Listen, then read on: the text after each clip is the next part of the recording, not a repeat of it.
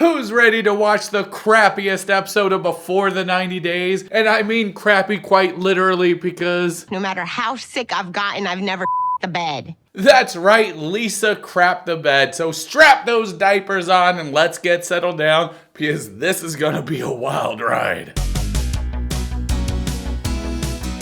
I like spice though. So we're starting off on Lisa and it wastes no time at all. We find out that she has crapped the bed. I accepted it with all my heart. I told her that I love you. And that means I love you and everything about you, including what's inside of you. She pooped on me. She pooped on me. She pooped on me. Alright, just give me 1 second. Oh my god. Give this man an automatic green card. God dang, man. If anybody can put up with that, then this guy's in. Daniel is eating chocolate, and how can you eat chocolate at a time like this? It looks just like the goddamn turd. It was everywhere. That's just Lisa cosplaying as Amber Heard, but it has the famous saying goes, shit happens. So Daniel and Lisa are eating, and Lisa is about to ruin this meal by telling Daniel her deep, dark secret.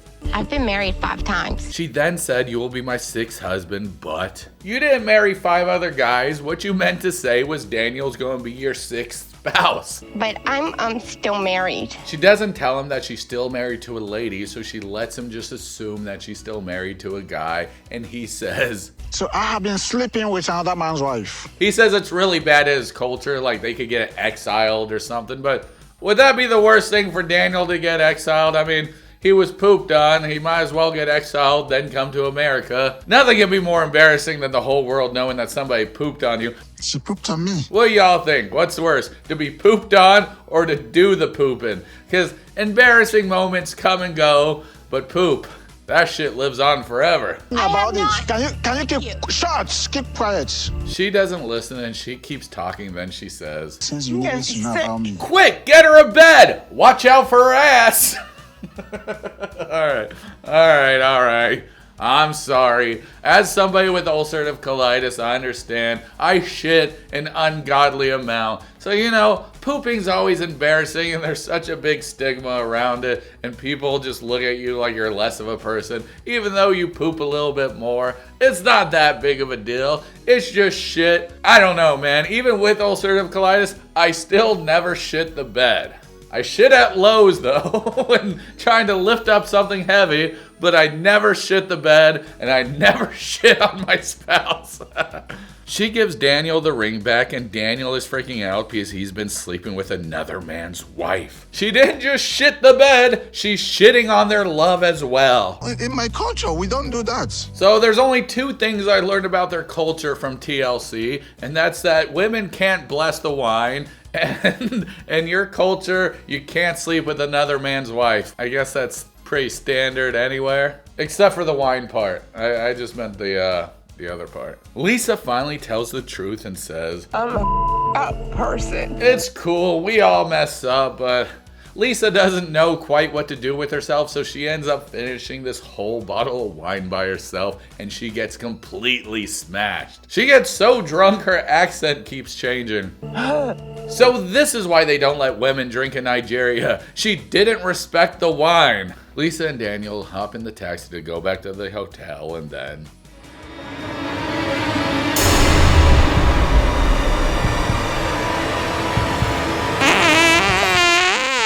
Lisa gets so plastered that she bumps into every wall trying to get downstairs into the hotel lobby. Hi, can I have a separate room, please? Mine smells like shit. This is messed up. So Lisa gets the new room and Daniel has to sleep in the old shitty room. And I mean that quite literally. Lisa drunk calls her daughter and her daughter says, tell him about the women. And she says, I can't tell him. The daughter says, you have to. And then Lisa just says, I'm too drunk to get up. Didn't Daniel have a problem getting it up also?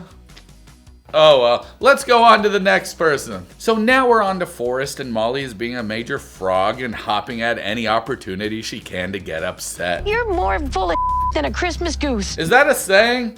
Who the hell eats a goose on Christmas? Molly keeps acting like a bitch to Sheena. She's acting like she's never heard of masking or autism before. You know they met on an autism website or chat room or whatever. Molly then mentions something about diddling children and Forrest says, "Stop projecting!"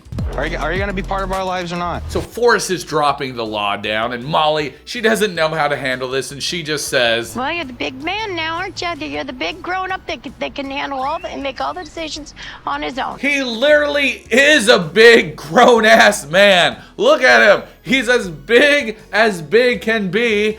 And he's in his 30s, maybe his 40s, I don't know. But goddamn it, he is a big old man. He is an adult and can make his own decisions. He's high functioning. It's not that big of a deal. God, I hate Molly. She thinks Forrest needs constant care and constant attention. You know Forrest can survive without you in the room, right? Like, look at the trip to the Philippines. Forrest was the most freaking mature one of all. They walk away and everybody is upset except for Deb, who just says, "Well, that worked out swell, didn't it? Why are there so many Asians here?" And that's the end of them. Let's go on to Rick. Rick the bitch is what I like to call him, because guarantee he is gonna be a bitch in this episode. I have no intentions on ever being with her. Rick starts talking like a baby to make himself seem pathetic, but he doesn't need to talk like a baby to make him seem pathetic. He does a good job on his own. "I'll be a good boy, I promise." Rick has her in the corner and is forcing her to look at him, and she has nowhere to go and no one to talk to about this. He then tries to lean in for a hug, but thankfully she flinches away. Yeah, of course, nobody wants a hug from you. I like how she flinched though. That's sort of like when people do like this to you. You're like, whoa. I mean, I'd be doing the same thing because it's Rick and Rick is freaking gross. It's like, get those lips away from me, you disgusting cheater of a man. I don't know what diseases are on your lips. You might have the illness of the whores. Rick and Trish are watching people fight and Trish turns to Rick and says, "If you join the next fight, I'll forgive you." "All right, Rick, I saw you wrestle. Let's go." I did it. I kicked Rick's ass. Yeah, you can thank me. Just write down in the comments, "Thank you, Dee, for kicking Rick's ass." You're welcome. I want this relationship to work. No, you dumb.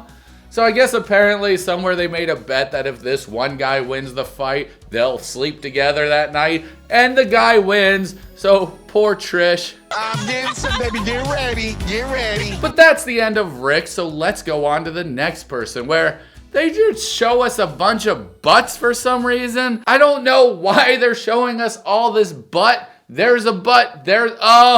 It's because they want to introduce us to the lady with no butt. Look at all these butts. And look at this lady. Not a single butt in sight. Even when she bends over, there's no derriere. There's just stinky air. Elise shows us all her bikinis, and then I start wondering, why does Elise look like a skeleton with random implants all over the place? We keep seeing her camel toe, and I thought the only camel I'd see on the show was the one that Emma rode. Elise tells us that the guy she's going to see recently crashed his boat, and I have some exciting news. I have exclusive footage of that boat crash, and I'm gonna show it to y'all. This is a first look. Nobody has this footage but me, so enjoy. Here is the exclusive Dee-man Johnson III show footage of boat crashing stuff.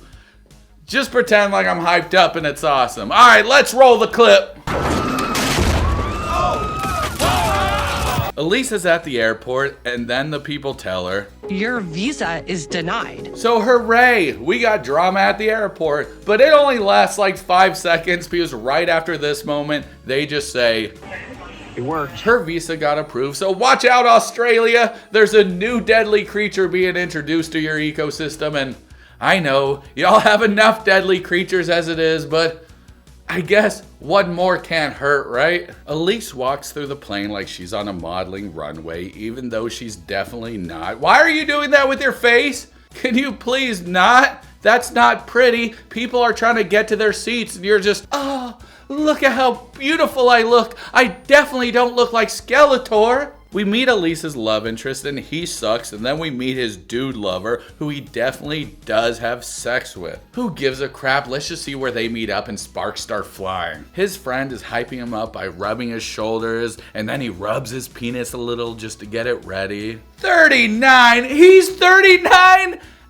Yeah, like Elise is 32. They meet and they hug. It's not a spectacular hug. It's kind of a boring meetup. Usually you see sparks fly, happiness everywhere, smiles. Here, this is boring, man. Just like Elise's butt, it's freaking boring.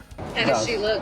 Definitely doesn't look 32. They tell her she's going out and she grabs some clothes and tells us, I'm not even wearing underwear. yeah, I know, I can smell the rotted fish from here. But anyway, that's where this episode ends, so let's talk about what we learned today on TLC. We learned that the green card is so powerful that it won't matter if somebody shits on you, you're just going to take it because of that end goal of the green card. I don't know. I think I'd rather stay in Nigeria than be crapped on the rest of my life, but, you know, I'm just a little American. We find out that Molly is a major frog bitch, but we already knew that, so I guess we didn't learn that. We find out that Rick is a scumbag, but also, we already knew that too. And we found out that Elise, no matter how hard she tries, still doesn't have a butt. In fact, all she has are boobs, and those are fake. So she doesn't have much. Anyway, guys, that's it for this episode. Let me know what y'all think down below. And don't forget to like, comment, subscribe, to overturn your government, and what is it? Hype this video up? Yeah, hype this up, ring the bell, and I don't know, maybe assassinate somebody you don't like. Don't actually do that though, and if you do, don't blame it on me. Alright guys, this is Dee-man Johnson III reminding you that I'm proud of you and you're doing a great job no matter what, so always keep it up. I'm effing off. Y'all have a good one. A peace. Oh, god damn it, that hit me. What the shit?